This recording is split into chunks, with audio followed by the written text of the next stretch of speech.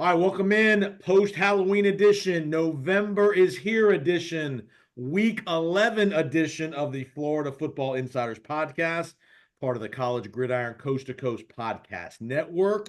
I'm your host, Jason, down in Tampa. We had a very eventful week in the United States of America. Lots of stuff going on.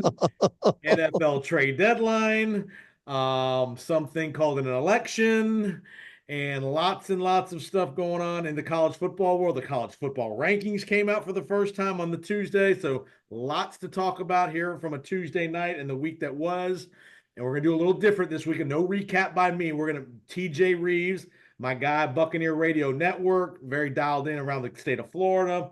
He hosts Bet US TV. He hosts boxing podcasts, college football stuff, Big 12, your morning Yep. show host on the Big 12. We're going to let him plug that here every Saturday morning. So we're just gonna do a little potpourri around the state of Florida. We're gonna hit the college teams. We're gonna hit the NFL teams. Lots to talk about here in the state of Florida. Mr. Rives, welcome in, sir. Hey, listen, it's always great to be with you, and we have no shortage of subject matter.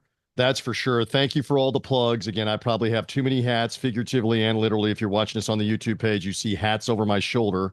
Tell people about the Uh, Big 12 show on all Saturday. right. So on Saturdays, it's ramping up now. I do a 3-hour pregame show for Big 12 radio on TuneIn. And obviously, for this audience, it has to do with UCF. the UCF Knights, who, why have they not been playing that kid at quarterback after last week and what they did to Arizona? I know he's a former walk-on, but good Lord. So anyway, we talked Big 12. And just like we thought, the Big 12 has been all about Brigham Young and Iowa State to this point in the season, not Utah, who was preseason top 10, Kansas not State. not Oklahoma State, not Kansas State.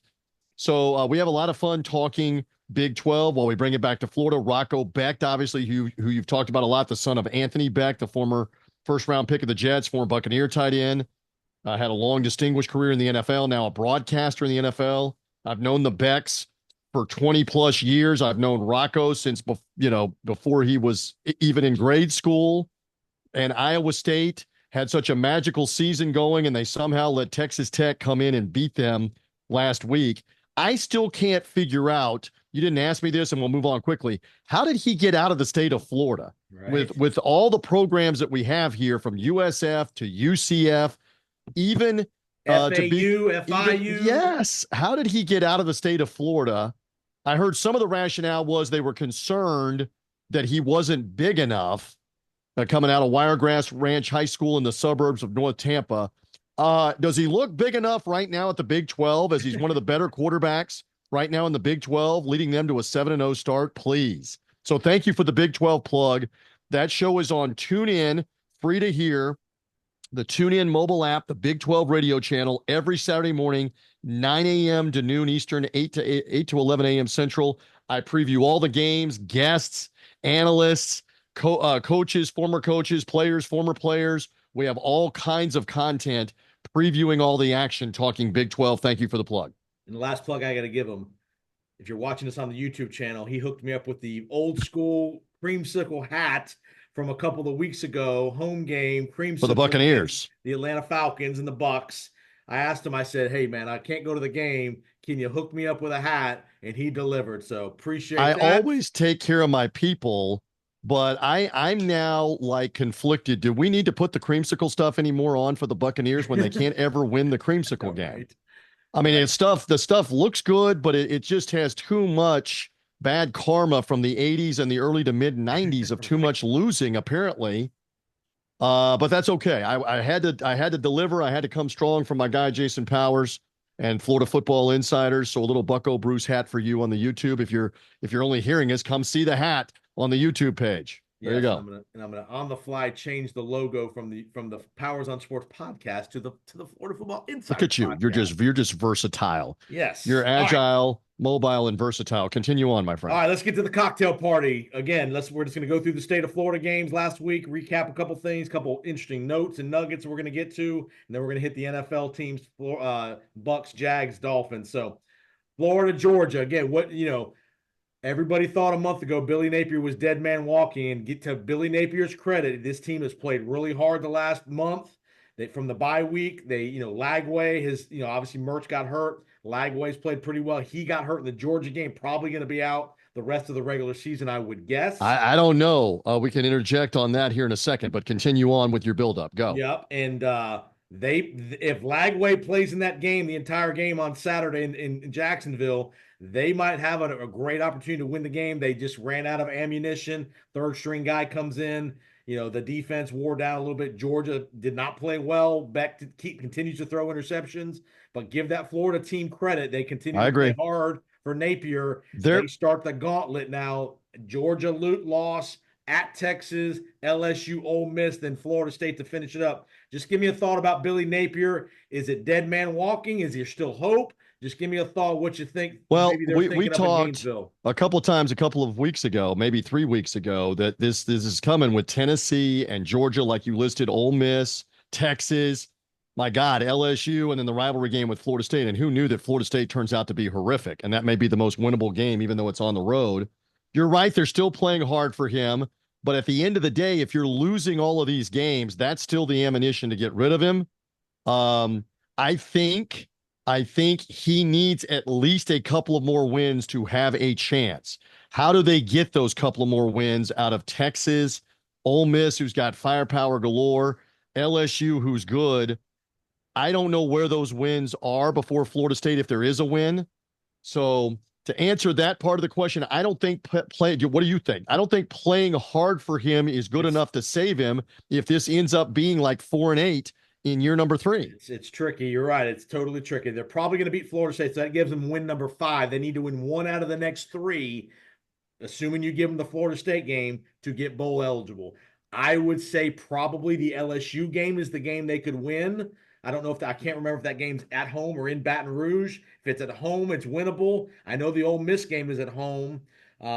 So I think LSU's the game, I think, of those 3 that's most winnable.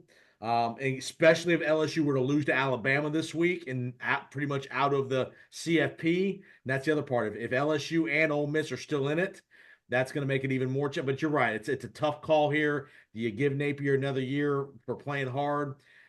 They've seemed like Lagway seems like he's a pretty good player. Again, so the update on that, and I saw this at the time and I thought it was strange. I'm not an orthopedist. I'm just pointing this out on Florida Football Insiders. He was grabbing his hamstring. All right. And then they brought the card out, and usually that's reserved for horrific injury. So they come over, all the teammates are coming over like his season is over. And Billy Napier said on his Monday press conference, he's going to try to practice. We don't believe it's that serious. And I'm going, you don't believe it's that serious? The kid laid on the ground and you brought the cart for him for a hamstring. Right. And now the word is he's not ruled out for the Texas game. Maybe that's some gamesmanship, but I don't think Lagway's out for the year. Because why does Billy Napier have to say that, or why are they trying to practice him right now this week when it appears to be a lost season anyway? So that was a bit strange. They've got a walk-on quarterback. You were kind. Carson Beck was awful. They were trying Georgia to give that a game away. And for them, that would be perfect to give that game away to Florida in terms of the college football playoff, et cetera, et cetera.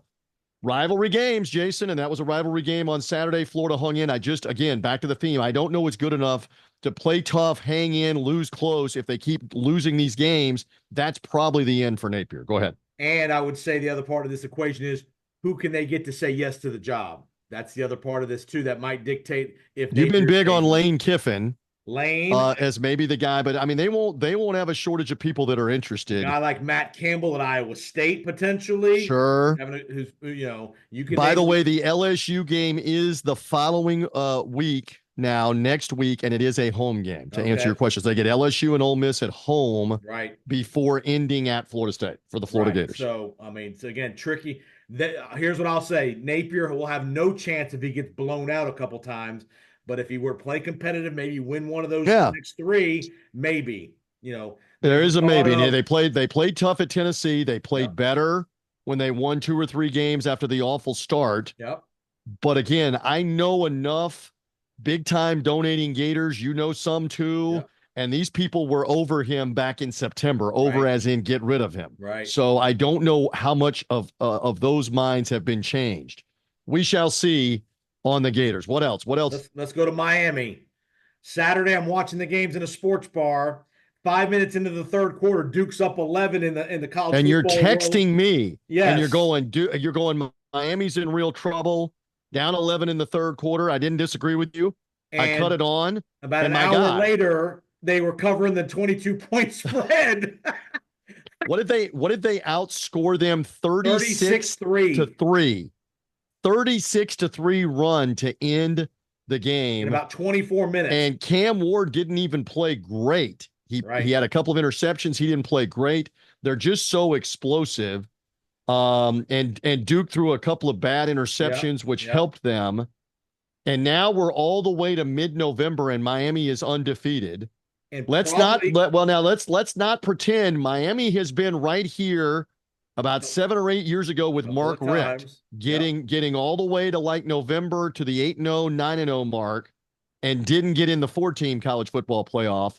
But right now, escaped the Fail Mary game, Fail Mary Part Yeah. 2 against Virginia Tech, where once again the Virginia Tech guy on the Hail Mary caught the ball and is on the ground, and they ruled touchdown, and then they overruled the Right. ball being taken from him on the ground, or Yep. else Miami loses. It's the last play of the game. They come back from 25 down at Cal to win that game. So they've lived a little dangerously, but here are the Canes And, what right now in the prime position to be in the college football playoff. and they get another break. Clemson loses their second conference game, so you're probably not going to see Clemson in the title game. You're probably going to see an SMU, How about maybe a that? Pitt, somebody like that. Probably an SMU, which again favors Miami. Is this deep again? Two tricky road games left at Tech this week and at Syracuse in a couple of weeks.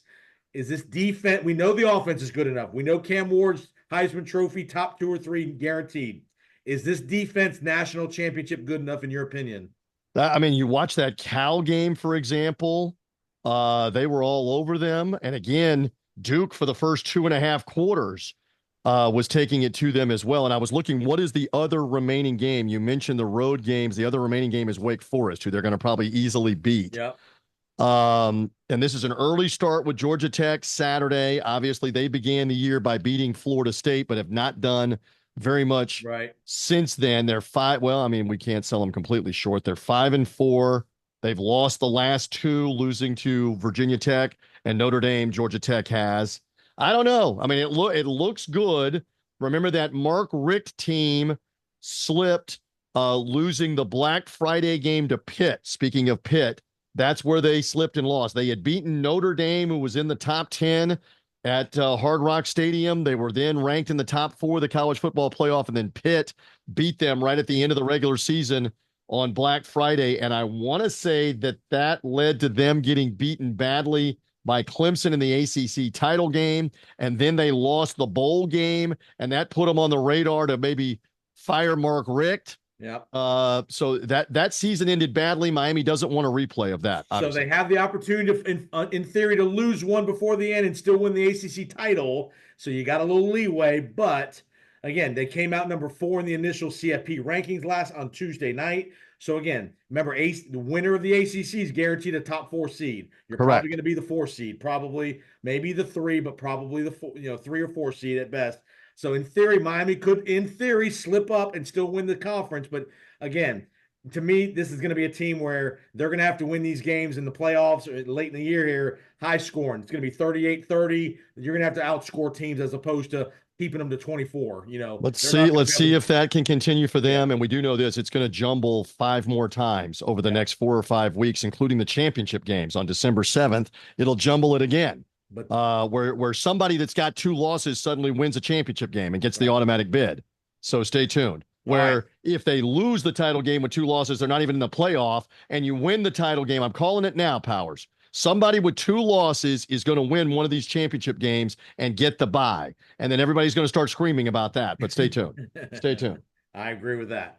All right, let's go to a little in-state rivalry, a little under the radar national war, bad blood, Hatfield and McCoy's last Friday night. You and I, after my high school game, meet up and have a little milkshake and some French fries.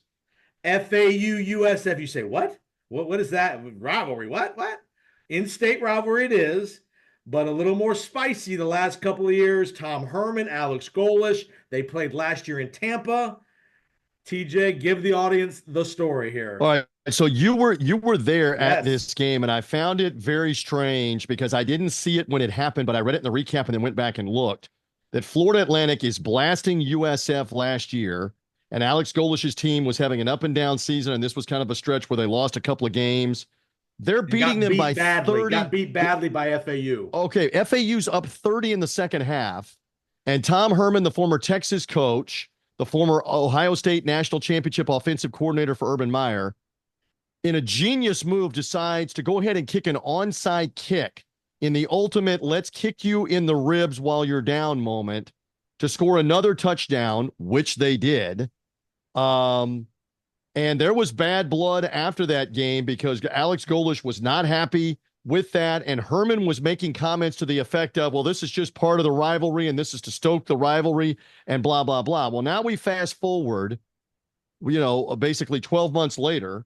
You and I are watching the game together for a few minutes, and USF scores to go up by 20, and Alex Golish lines up to go for two. And I'm telling you, this is totally expected because of what Herman did last year. Alex Golish is going to try to hang 50 points on Florida Atlantic if he can.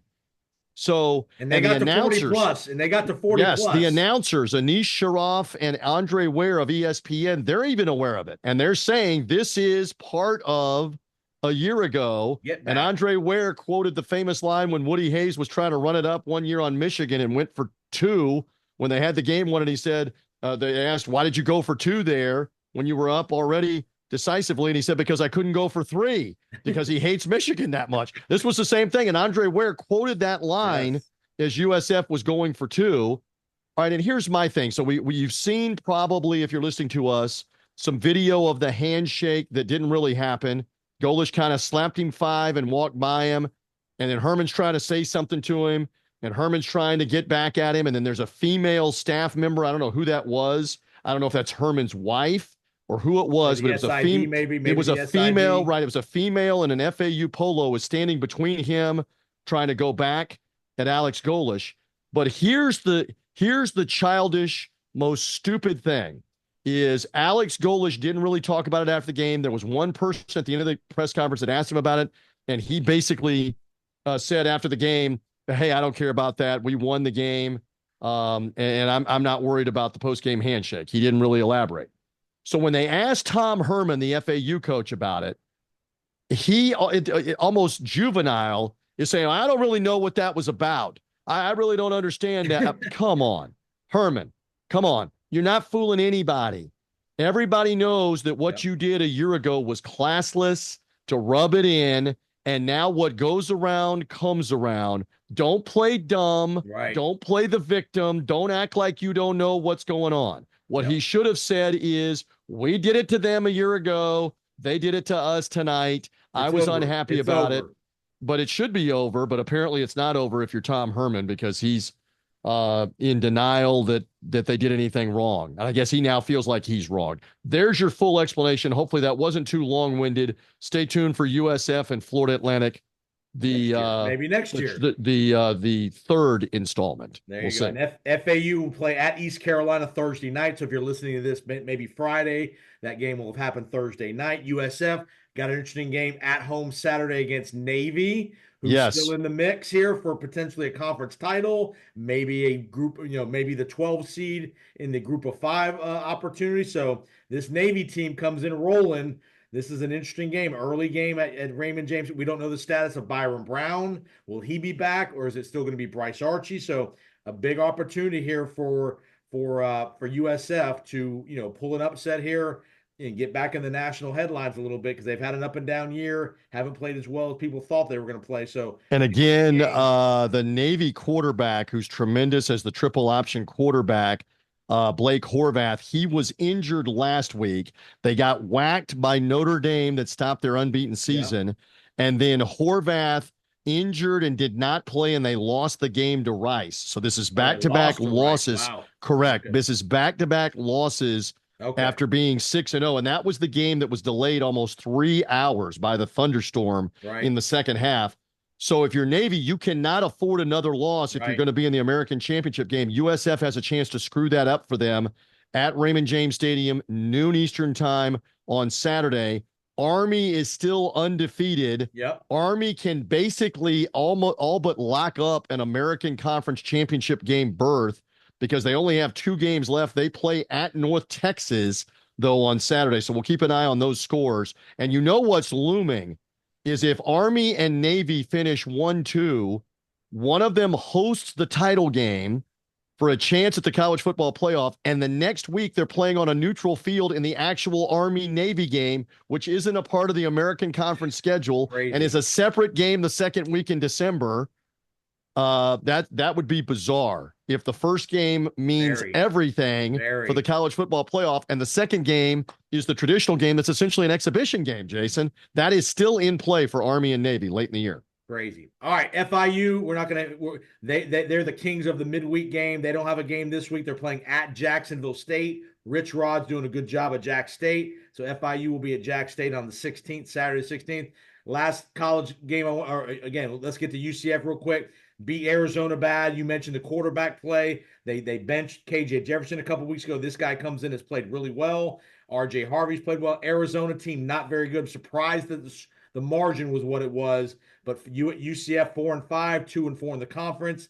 A little disappointing this year out of UCF and Gus Malzahn. Interesting that Malzahn fired the defensive coordinator, Ted Roof.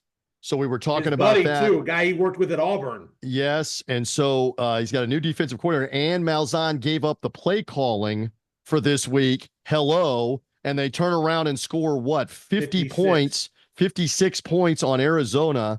And I'm trying to give the kid his props that came in. That's the former walk-on, the quarterback. It's Rizk, right? Is the Dylan Rizk is how you say it. The former quarterback that is a walk-on for them. It's crazy. He's the third quarterback, and he came in and lit it up with 4 touchdowns a week ago. And so now UCF got some footing back, and that's a very good Arizona State team that they are playing out in the desert. Out in the desert at 7 Eastern time coming up on Saturday night. That'll be fascinating. All right, last one we'll get to. The debacle up in Tallahassee, lose again to North Carolina, 1-8 as they head to Notre Dame. Notre Dame needs the game, so they're not going to have any mercy on Florida State.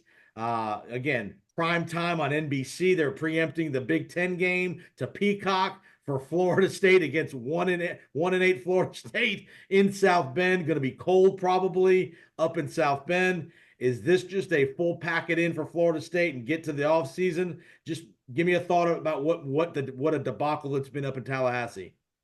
I don't know how long we can go on how did this disintegrate so quickly? Did Jordan Travis mean that much? It's not just him. I mean, this is a great example of be careful what you wish for in the transfer portal and bringing in 30 or 40 new guys. We found that out with Deion Sanders a year ago. This largely doesn't work. And Florida State is beyond just bad. They're horrible right now on both sides of the ball. How could it unravel this quickly? I think there are a few answers right now. And this game meant, I was just looking for this. This game meant so much. The 1993 famous game, you and I are getting old and nostalgic, was Florida State at Notre Dame. And I believe they were 1-2. Were they not? Number 1 against number 2. Oh, yeah. Notre Dame was number 1. Florida State was number 2. And I'm trying to see what that game was rated, the game of the century, as they called it. I want to say it was like 25 million people that watched that game on NBC. They'll be lucky if they get a couple of million people to watch this bad version of FSU, who Notre Dame should smoke them, and they're then 1-9 Florida State. That would be incredible. Incredible. If that is what happens, because Notre Dame is good. And they can't afford another loss. They got to win the game. Yeah, with Riley Leonard and offensively, they can run the ball, and the game is at home. And Florida State could not stop the run against North Carolina last week. This could be ugly in South Bend.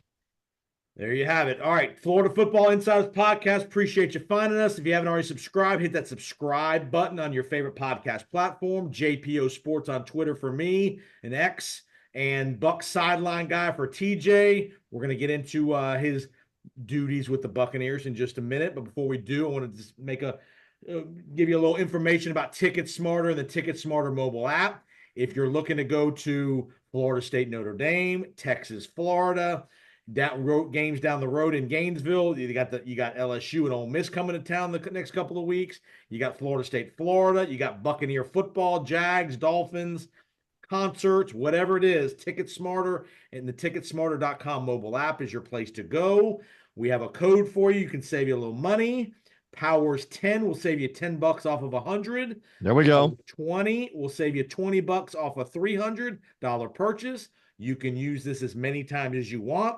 You can go see the Orlando Magic play, the Heat, the Buccaneers, the Lightning, whatever it is that you like in the sports or entertainment world. TicketSmarter.com and the Ticket Smarter mobile app is your place for the best, most secured ticket purchases on the secondary market. And use the code as many times as you want. Share it with your friends and save some money. Well done on all of that. And I'm just looking here. The previous Florida State Notre Dame game that I mentioned, that game of the century, 1993, where Florida State eventually won the national championship. Yep. They lost to Notre Dame. After I left Florida State, I'd had a national championship ring, by the way. You were there. You were there at that time period. They lost to Notre Dame. Notre Dame lost the following week to Boston College, and Florida State the famous field goal. Right. And Tom Coughlin, the BC coach, beat them in South Bend. Then Florida State ends up in the Orange Bowl against Nebraska, wins the Orange Bowl, wins the national title. That was a 39 share of audience that day. 39 share is massive. That's 40% of the TVs that were on pre-internet days, pre-Netflix, YouTube. You had cable, you had the satellite dish, but that's a massive share. That's probably a representative of about a 35 million people that watched that college football game that afternoon. It just tells you how fragmented TV has become. Well done. What else? What else before we're done, my friend? We're going to hit a couple NFL notes here and we're going to get you out of here. You were there Monday night in Kansas City. The dramatic finish in Tampa. I mean, the rainy night. Nobody in America thought the Bucs were going to be in the game. The Bucs are down 7. Mayfield takes them on a long drive to score in the last 30 seconds. And then the decision. Do the Bucs go for 2 to win? Do you kick the extra point? Todd Bowles decided to kick the extra point. The fateful coin toss in overtime. You saw the famous picture of Baker Mayfield's expression when he did not pick the right coin. I think he picked tails and it was heads. You saw the reaction. Correct. Mahomes takes him down the field, wins the game. The Bucs lose a heartbreaker Monday night in Kansas City. The Chiefs remain undefeated. Just, again, general thought about the principle of going for the win versus kicking the extra point. There's debates on both sides, logical arguments on both sides. I'll give you my take, and then you can give me, I know you had some intel from what the Manning cast and some of those guys were talking about. My take is, as a fan, you have the Kansas City on the ropes. Nobody in America thinks you're going to win the game. The defense has been on the field for 73 plays. You've got the momentum. We know Patrick Mahomes' overtime and late game heroics ability. Yep. The Buccaneer defense has not been great, especially on third down. I would have gone for 2. Nobody in America would have faulted it if he goes for 2, doesn't make it, and they lose. I think even more importantly for me, as a player on that team, the confidence that Bowles would have shown in the team. Hey, we're going to win the game here. Like our buddy Herm said, play to win the game. You play to win the game. I totally listen. I can't disagree with anything you just said. It's a second guesser's delight from the very jump. And again, in the circumstance, I'm down there on the field, lightly raining all around us. And what's funny, some of the people were all bundled up. All the ESPN people were around us to have their set up. Ryan Clark is standing around me with an umbrella. They got ponchos on. I'm like, people, we've been through 2 hurricanes, unfortunately, in September and October. You think this is rain? This ain't rain, where it's like lightly sprinkling rain in Kansas City. For example, Hurricane Milton, I got 13 inches of rain that night and overnight. That's rain. All right. So the field is wet. You got a lot of different concerns with the ball being wet, etc. The Bucs pull off that great drive. I understand the debate. Troy Aikman was saying on the fly Right. they should go for two. I'm telling you, I'm having the debate off the air with my Buccaneer radio boss, Jeff Ryan. You got to contemplate going for two here and the win. Now, a couple of variables. We know this. You didn't articulate it here, but you've been talking about it in other interviews and in other places. They called timeout with 30 seconds left. They complete the ball down to the 1 yard line. They call timeout. They didn't come up and clock it to save the one timeout that was left. I understand the argument. You probably should have let a few more seconds run off the clock before you clocked it or before you called the timeout, just to leave the Chiefs no time, Right. and then really build the pressure of, do you go for the win right now? Right. Because they don't have any hope of kicking a field goal. When the Buccaneers scored, they left 27 seconds on the clock to decide, do we go for the two or do we play for the overtime? In which case, Mahomes and company now have a debate about, do they go for the win? Right. And maybe do something stupid, and I'll bring that to the Manning cast in a moment. But do you feel me on, it's not as black and white in that moment when you've just driven down the field and you're contemplating here, maybe they're going to do something stupid and we're going to have a chance to win the game in regulation. Maybe we win the toss in overtime. I get that Mahomes' record coming in was 7-2 coming into that overtime in the playoffs and in the regular season in overtime, 7-2. So I get that you're not playing the percentages on that, but just an interesting second guesser's delight there on that. Oh, I know what else I wanted to say here in this instance before we get to the Mannings and what they were saying. And that is that I think this factors in that they have previously had problems running right up to the line and running a play at the 1 yard line. Right. Example, last year, I know it's last year, but it's the same offensive players in the game with Indianapolis. The first drive of the game, Jason, the Bucs went right down the field, got to the 1 yard line on a play, and their mentality was over and over again, line up real quick and do a quick read option handoff and score real quick. And that had worked a previous time, but in this instance, they got a false start. The crowd was making noise and they got a false start. It backed them up to the 6. They never got another crack at the end zone after that and didn't score. I'm not saying it's everything. I'm giving you an explanation as to why would you call the timeout there. And there's why they called the timeout. And that left more time. It put it all into motion. So one more factor. I've now watched the Manning cast with Peyton and Eli. They were talking with Maria Taylor of NBC, used to be on ESPN. They never questioned. They never brought up go for two. Peyton kept criticizing the Chiefs on why are you playing soft coverage? Why are you not covering the guy in the end zone? Why are you falling for the play action? They can't run the ball. They don't have a timeout left. All right, so the Bucs scored. They never questioned the 2-point play. Interesting that Peyton Manning kept saying, Jason Powers, this is dangerous for Indianapolis. They could throw an interception here, wet field, wet ball. Right. I would play for overtime. And what did Patrick Mahomes almost do? Twice. He almost threw the pick with like 20 seconds left. Shoulda, coulda, woulda. It's deflected.